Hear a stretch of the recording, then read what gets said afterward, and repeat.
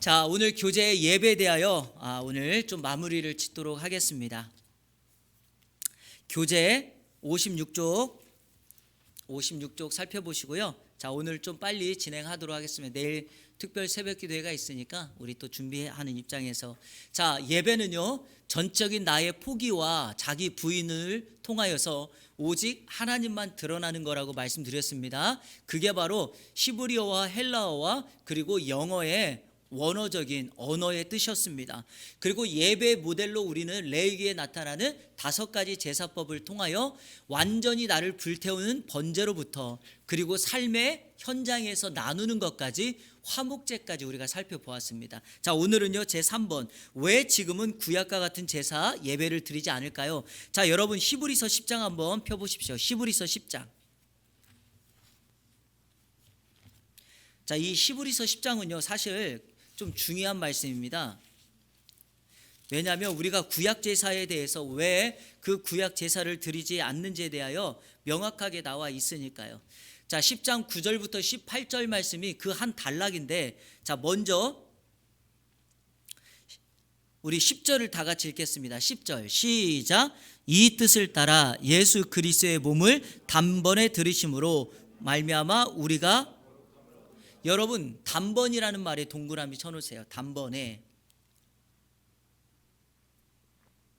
여러분들이 예수님의 구속을 이해하실 때 이 단번에라는 말은 오늘만이 아니라 앞으로 계속 이해하셔야 될 거예요.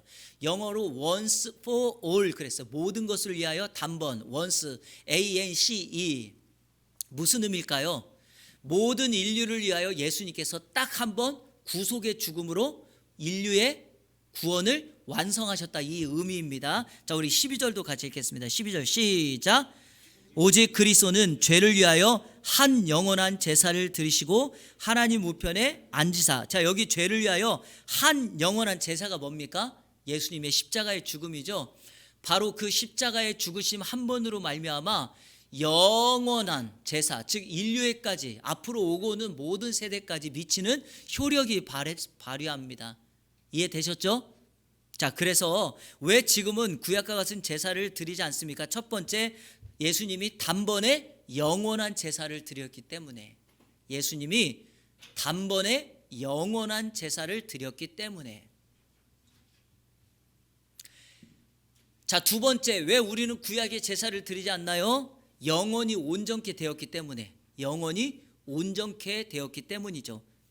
자, 두 번째는 영원히 온전케 되었기 때문에. 자, 우리 이것을 확인하도록 14절 한번 읽겠습니다. 14절 제가 읽어볼게요. 그가 거룩하게 된 자들을 한 번의 제사로 영원히 온전하게 하셨느니라. 이해되시죠? 예수님의 단번의 죽음이 우리로 말미암아 영원히 온전케 만들었다. 자, 세 번째, 왜 지금은 구약과 같은 예배를 드리지 않습니까? 다시 죄를 위하여 드릴 것이 없어요. 그러니까 죄 때문에 제물을 드릴 필요가 없죠. 자, 우리 18절 한번 읽어볼까요? 이거는 다 같이 읽겠습니다. 시작. 이것들을 사하셨은즉 다시 죄를 위하여 제사 드릴 것이 없느니라. 여러분, 오제사 앞에서 말한 번제, 소제, 속제제, 속건제, 화목제 드릴 필요가 없다라는 겁니다. 왜냐하면 예수 그리스도께서 단번에 십자가의 죽음으로 구약의 5가지 제사의 모든 것을 다 완성시켰기 때문이죠. 죄 때문에 다시 제사 지낼 필요가 없습니다. 자, 4번, 이제 예배를 어떻게 정의할 수 있습니까? 자, 여기는 밑줄 그으면서 한번 우리 읽겠습니다. 다 같이 시작. 예배란 우리의 전 존재를, 자, 밑줄 그으세요. 우리의 존재를 하나님께 굴복시키는 거예요. 그러니까 여러분, 예배할 때 나의 자아가 계속해서 드러나 있으면 된다, 안 된다? 안 됩니다. 나의 자아는 완전히 굴복돼야 하고, 자, 그 다음에 예배란 그분의 거룩함으로 우리의 양심을 깨우는 거죠. 자, 하나님의 거룩함 때문에 나의 양심을 깨우는 것이 바로 예배예요. 그러니까 예배를 드릴 때 우리의 거룩하지 않는 죄악됨이 드러나서는 된다, 안 된다? 안 돼요. 그래서 우리 교회는 예배 시작할 때 항상 뭘 드린다? 참회의 기도를 제가 하는 이유가 바로 여기 있다고 말씀드렸습니다. 계속 읽어보면 그분의 진리로 우리의 마음을 살찌우는 게 예배예요. 뭘로? 그분의 진리로, 하나님 말씀으로. 그 다음도 읽어볼게요. 그분의 아름다움으로 우리의 상상을 정화시키는 것이고 그분의 사랑으로 우리의 심령을 활짝 여는 것이며 그분의 목적에 우리의 의지를 내려놓는 것이다. 윌리엄 템플이 이런 정의를 내렸는데 맨 마지막 줄 한번 밑줄 그어보실까요? 그분의 목적에 우리의 의지를 내려놓는 것이다. 우리가 예배를 정말 온전하게 드렸다면 그 결과로 우리의 목적과 의지는 내려놔지고 오직 예수 그리스도의 목적과 뜻이 이루어져야 됩니다. 아버지의 목적과 뜻을 성취하고 결정하고 결단해야 합니다. 예배드리고 난 다음에 어떻게 사는 것이 가장 바람직하게 사는 것이고 내가 예배를 잘 드렸다라고 말할 수 있는가? 예배를 드리고 난 다음에 나의 뜻과 목적은 뒤로 물러가고 나의 삶에 하나님 아버지의 뜻이 나타나는 것, 이게 가장 바람직합니다. 자, 그러면 번호 4개 있죠? 오늘 우리 교재에서 그리고 이재철 목사님의 책에서 예배에 대하여 정의 내리는 것을 한번 살펴보겠습니다. 첫 번째, 예배는 하나님과의 만남이다. 예배가 뭐예요? 하나님과의 만남이에요. 근데 오늘 우리 한국교회 예배에 보면 이 부분이 많이 쇠퇴해버렸습니다. 사람들만 만나고 돌아가는 경우가 많아요. 그러시면 안 됩니다. 예배는 온전히 누구를 만나야 된다? 하나님을 만나야 됩니다. 자, 두 번째, 하나님의 말씀에 대한 굴복이다. 이건 앞에서 얘기했죠. 예배는요, 나는 사라지고 주님이 드러나서 하나님의 말씀에 대한 굴복을 해야 돼요. 자, 세 번째, 예배가 뭐냐? 하나님의 만지심을 경험하는 거예요.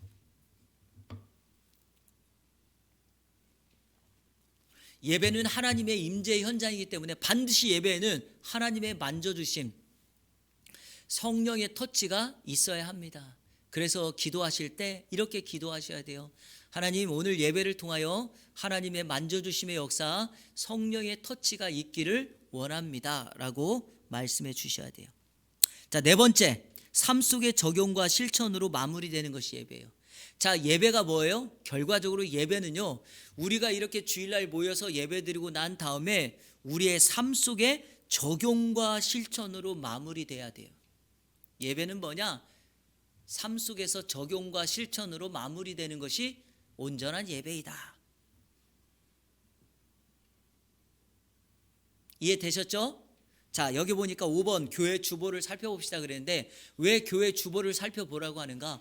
우리의 예배 순서가 어떻게 되었는지 점검하라는 거예요. 근데 여러분은 너무 걱정하지 않으셔도 돼요. 제가 우리 교회 예배 순서를 만들고 이렇게 준비할 때 예배학적으로 전혀 문제없이 시작과 마무리를 그렇게 잘 했으니까 여러분들은 걱정하실 필요 없어요.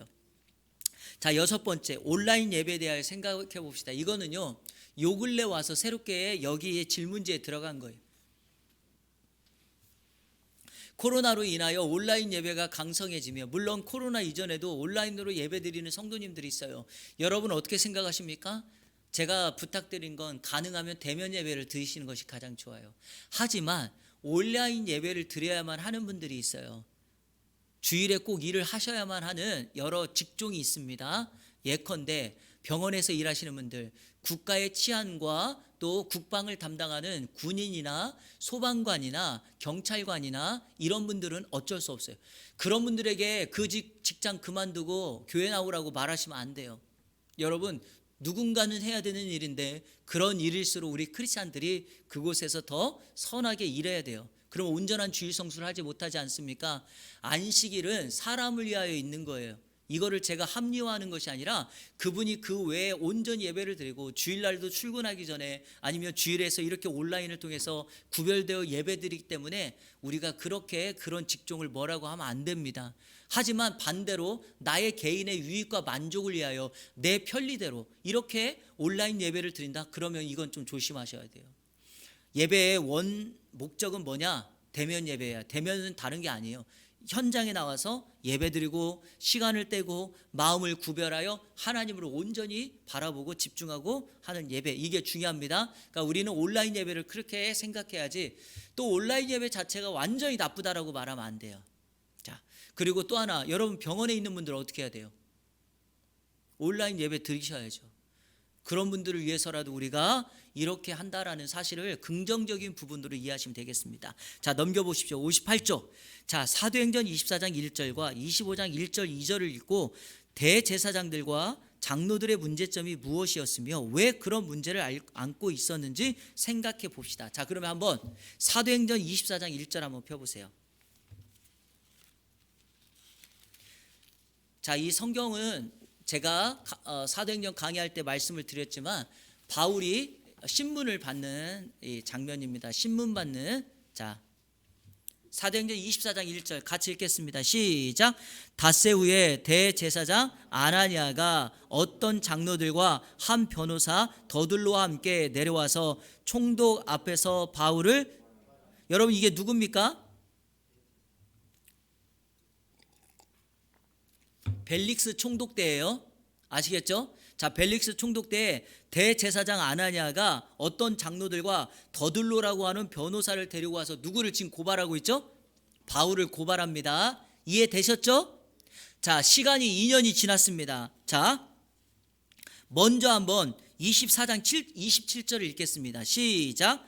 이태가 지난 후 보르기오 베스도가 벨릭스의 소임을 이어받아. 자, 됐습니다. 자, 벨릭스가 총독을 하고 있었는데 2년이 지났고 누가 맡았어요? 베스도가 맡았어요. 자, 이제 25장 1절과 2절 읽겠습니다. 시작. 베스도가 부임한 지 3일 후에 가이사라에서 예루살렘으로 올라가니 대제사장들과 유대인 중 높은 사람들이 바울을 고소할세. 자, 여러분 이게 무슨 말이에요? 24장 1절에 벨릭스 때에도 대제사장과 장로들은 누구를 고발했죠? 바울을 고발해요. 자, 2년이란 시간이 지났어요. 그런데 이들이 계속 뭐 하고 있습니까? 지금 바울을 고발하고 있습니다. 자, 문제점 1번. 문제점이 뭡니까? 대제사장과 장로들의 문제점이 뭐예요? 2년이라는 시간 동안 이들이 뭐 했을까요? 하나님 앞에. 예? 예배했죠. 매주마다. 2년 동안 매주마다 예배했음에도 불구하고 수많은 예배를 드렸지만 뭐가 변화되지 않았다? 삶이 바뀌지 않았어요. 이게 문제입니다, 여러분. 더욱이 종교 지도자라고 하는 사람들이 2년 동안 수없이 많은 예배를 드렸음에도 불구하고 삶의 변화가 없다는 게 이들의 문제점이에요. 대주교의 죽음이라고 하는 여러분 단편 소설을 보면 이런 이야기가 나오죠. 이 주교가 늘 하나님 앞에 기도하는 거예요. 하나님 한 번만 당신을 보여주세요. 그랬더니 하나님이 이 대주교의 기도를 들어주사 하나님이 이 사람에게 나타난 거예요. 그랬더니 이 대주교가 어떻게 했다고요? 그 자리에서 즉사했다니까요. 이게 그 단편 소설의 내용입니다. 이유가 뭡니까? 기도는 하는데 하나님의 임재를 느끼지 못하니까. 아니, 그 하나님 앞에 날마다 교제한다고 말을 하면서도 삶의 어떤 민감함도, 영적인 이런 민감함이 없으니까 어때요? 막상 하나님이 말씀해 주시고 나타나니까 믿지 못하고 그 자리에서 죽는 결과가 나타났다. 오늘 본문에 이들도 똑같아요. 2년이라는 시간 동안 거룩하게 예배를 드리고 제사도 지내고 하나님 앞에 나아갔지만 삶의 변화는 없어요. 제가 부탁드리건대 이렇게 되시면 안 돼요. 오늘 우리의 문제점이 저 같은 목회자들도 늘 예배를 준비하고 하지만 습관적으로 반복적으로 예배를 하지 삶에 어떤 변화도 없고 어떤 충격도 없으면 문제가 됩니다. 자, 그러면 그 이유가 뭘까요? 자, 그 이유를 두 가지로 설명하랬죠. 첫 번째, 그들의 제사가 자신이 죽는 제사가 아니었기 때문에 그래요. 다시 말해서 짐승만 잡았지 자신은 그대로 살아있어요. 이게 문제입니다. 다시 복습합니다. 예배의 언어적인 정의, 히브리어, 헬라어, 또 월십이라고 하는 영어 단어 다 의미가 뭐죠? 나는 죽고 나는 없어지고 누구만 드러나는 거? 하나님만 드러나는 거. 그러니까 그 우리의 예배가 온전한 예배가 되려면 우리 자신은 뭐 돼야 된다? 죽어서, 영적으로 죽어서 주님 앞에 드려지는 제물이 돼야 된다. 여러분, 제물이 소리내는 거 보셨나요? 제물은 죽으면 끝입니다. 피를 빼고 각을 뜨고 내장을 다 빼면 짐승은 끝나요. 목소리를 낼 필요가 없어요. 그러니까 우리 예배에서 우리 자아는 뭐 해야 된다? 죽여야 되는데 이 대제사장과 장로들의 문제가 뭐예요? 제사는 지내면서 자신은 내려놓지 못한 겁니다. 자, 두 번째 이유가 뭐예요? 예배로 은혜는 받는데 삶의 변화가 없다는 거예요. 여러분, 이거는 반쪽이에요, 반쪽.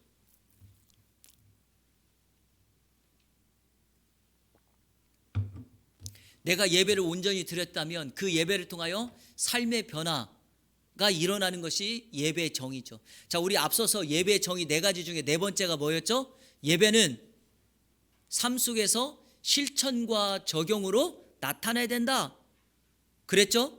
이게 예배란 말이에요. 근데 이 대제사장과 장로들은 그런 변화가 없었다. 이해되시죠? 오늘 이 7번은 우리의 적용점과 같으니까 여러분, 우리가 매해마다 수없이 많은 예배, 뭐 새벽 예배부터 주일날도 2번, 수요 예배, 금요 기도회, 엄청난 예배를 많이 드리지만 그 예배가 우리를 변화시키고 우리의 자아를 내려놓는 그런 시간이 돼야 될 줄로 믿습니다. 자, 8번, 다음과 같은 제사를, 그러니까 이 5제사를 평소 자신의 삶 속에서 이루었던 사람들의 예를 성경에서 찾아봅시다. 자, 먼저 번제. 자, 사도 바울이 실례입니다. 적어놓으세요. 사도 바울, 고린도 후서 11장.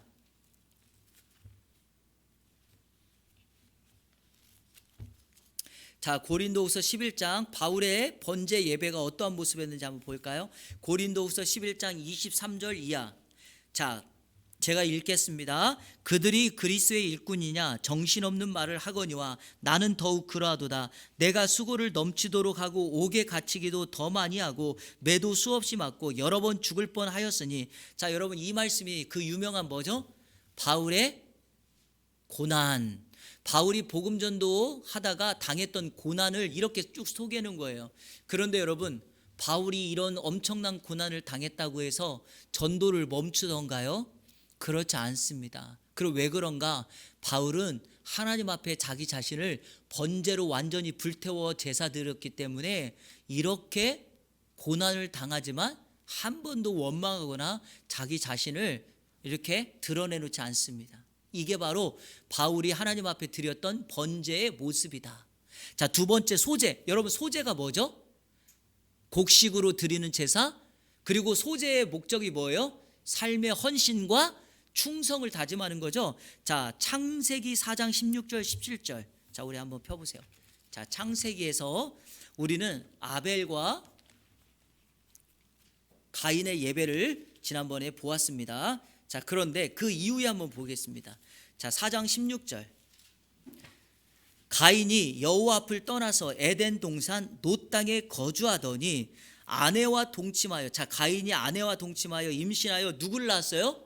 에녹을 낳았어요. 자, 그리고 가인이 성을 쌓고 그의 아들의 이름으로 성을 이름하여 에녹이라 하였더라 그랬죠. 여러분, 이 에녹이 누구예요?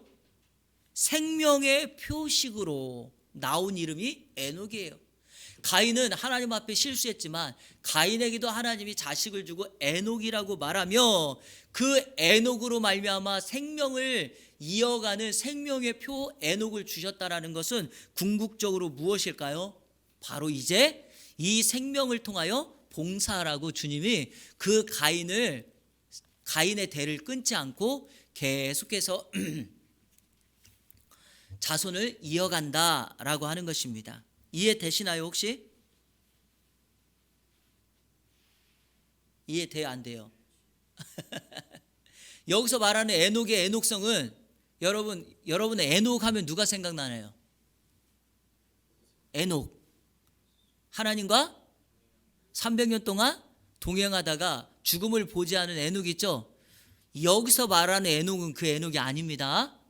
그 에녹은 여기 새 계보를 이어가는 그 자손이고, 이 에녹은 에녹성의 이름을 가진 누구예요? 가인의 아들이다. 결국에는 봉사하라고 그 대를 이어준 거다. 자, 세 번째 속죄제. 이거는 여러분 한번 보세요. 제가 이거는 그냥 설명만 할게요. 성경 구절만 적어 놓으세요. 사무엘하 12장 13절. 사무엘하 12장 13절. 제가 언젠가 설명드렸지만 다윗의 인생은요, 처음 주님을 만났을 때부터, 쉽게 말하면 사무엘상 16장부터 그의 인생을 보면 이렇게 승승장구합니다. 이렇게 쭉 계속해서 올라가요. 그런데 다윗의 인생이 딱 꼭지점을 맞아서 꺾이는 때가 있거든요. 그 변환점, 변곡점, 꼭지점이 어디냐? 바로 사무엘하 11장이에요. 사무엘하 11장이 어떤 장면인가? 다윗이 밧세바를 범하는 사건이에요. 그때부터 다윗의 인생은 꼬꾸라져요. 다시 말해서 하얀 길을 향하여 가요. 그런데 그 11장에 밧세바를 범하고 난 다음에 12장에 나단 선지자가 다윗에게 찾아가서 당신이 범죄하였다는 것을 알았을 때 다윗이 어떻게 합니까? 내가 여호와께 범죄하였나이다 라고 자신의 죄를 고백하며 하나님 앞에 제사를 지내는 게 바로 뭐다? 속죄되다라는 거예요. 자, 네 번째, 속건제의 대표는 성경 적으세요. 누가복음 19장 8절. 그리고 그 옆에다가 이렇게 적으세요. 삭개오. 속죄제는 다윗입니다. 소제는 에녹입니다. 번제는 사도 바울이었습니다. 기억나시죠? 자, 속건제의 실례는 바로 삭개오예요. 삭개오가 예수님을 만나기 위하여 여리고로 가는 그 길가에서 사람이 많아서 길에 설 수가 없으니까, 키가 작아서 할 수 없으니까 어떻게 했죠? 앞쪽으로 막 달려가지고 가가지고 나무 하나에 올라가요. 그게 우리가 옛날에는 뭐라고 불렀죠? 뽕나무. 지금은 돌 무화과 나무에 올라갔어요. 그런데 예수님이 그걸 아시고 여리고 길가에 가시다가 갑자기 삭개오가 올라가 있는 나무 앞에 딱 서시더니 나무 위를 이렇게 우러러보면서 삭개오야 내려오라, 내가 오늘 너희 집에 위하여야겠다라고 하면서 삭개오의 집으로 갑니다. 예수님이 삭개오의 집에 들어갈 때 주변에 있는 많은 사람들은 수군수군대면서 예수님이 저가 죄인의 집에 들어간다고 비방하고 비난했죠. 그런데 삭개오가 예수님이 자신의 집에 오자마자 했던 말이 뭐예요? 내가 누군가의 물건을 빼앗아 먼저 내 재산의 절반을 가난한 자들을 위하여 쓰겠으며, 내가 남의 물건이나 누군가의 것을 토색했다면 몇 배로 갚는다? 4배로 갚겠나이다 라고 하면서 보상을 하는 거예요. 여러분, 속건제가 뭐죠? 내가 누군가에게 잘못을 행했을 때 그것을 속건, 즉 내가 잘못한 대로 갚는 거, 이게 여러분 속건제 아닙니까? 삭개오가 지금 그렇게 함으로써 하나님 앞에 자기 자신을 속건제의 제물로, 제사로 올려드리고 있다라는 거죠. 자, 마지막 5번째, 화목제물의 가장 큰 것은 바로 아브람이죠. 아브람. 자, 여러분, 우리 지난번에 제가 설교했던 창세기 13장 8절과 9절 적어 놓으시고,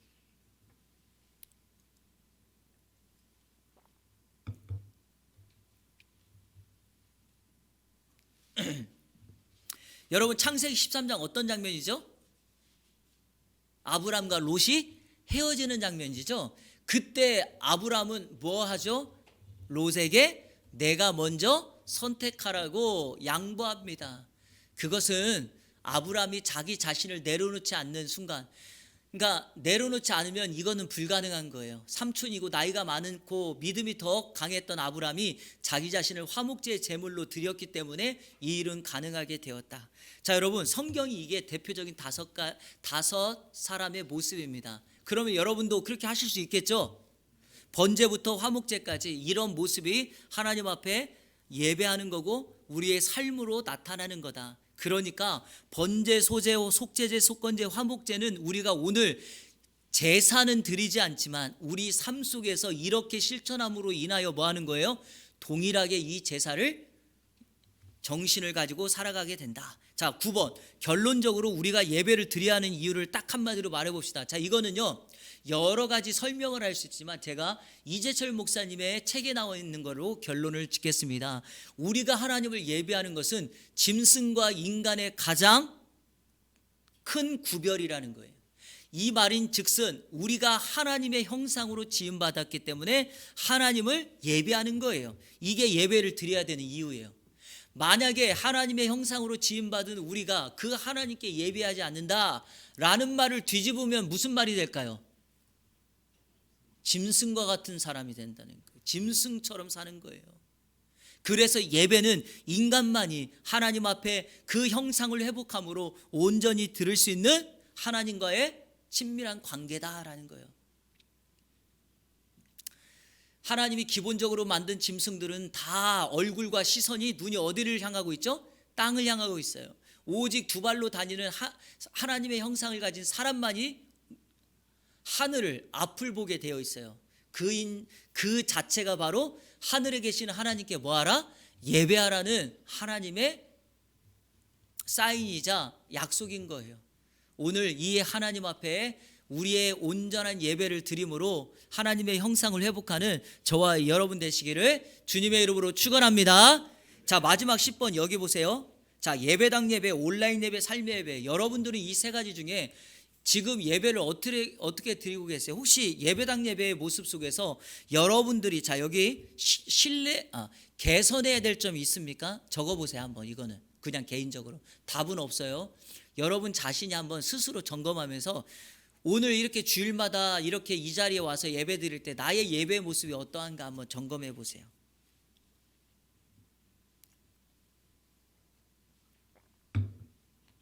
그리고 온라인 예배는 우리가 빼고 자 3번 삶의 예배를 한번 여러분 삶 속에서 우리가 옆에 있는 것처럼 번제, 소제, 속죄제, 속건제, 화목제로서 이렇게 살아갔던 사람들처럼 나의 삶의 예배 속에서 이런 모습이 전적인 헌신과 봉사, 그리고 죄악에 대한 것, 그리고 누군가에게 갚는 것, 그리고 서로 화목하게 하는 이러한 삶의 모습들 제사로 예배함으로 나타나고 있는가를 한번 점검해 보시기를 바랍니다.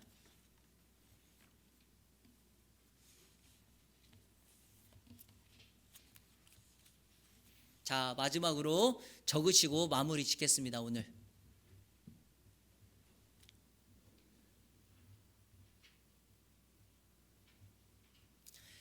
여러분의 예배당 예배에 개선할 점이 무엇입니까? 적으시고요. 한번 개인적으로 그냥 적어보세요. 그리고 다짐하면서 그렇게 개선할 수 있도록 노력하시면 되고요. 온라인 예배는 빼고 삶의 예배의 부분은 어떠한지 한번 점검해 보세요. 혹시 삶의 예배에서 내가 개선해야 될 점은 없는지, 그리고 나는 교회하고 가정하고의 삶이 완전히 다른지,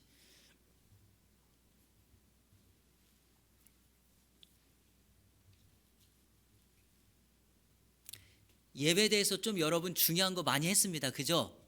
꼭 기억하시고 우리의 예배 때 이러한 자세와 모습이 우리 가운데 있었으면 좋겠습니다. 자, 오늘 좀 빨리 끝났는데요. 우리 내일 특세에서 만나야 되니까 자, 우리 주기도문으로 마무리하고 오늘 공부를 마치도록 하겠습니다.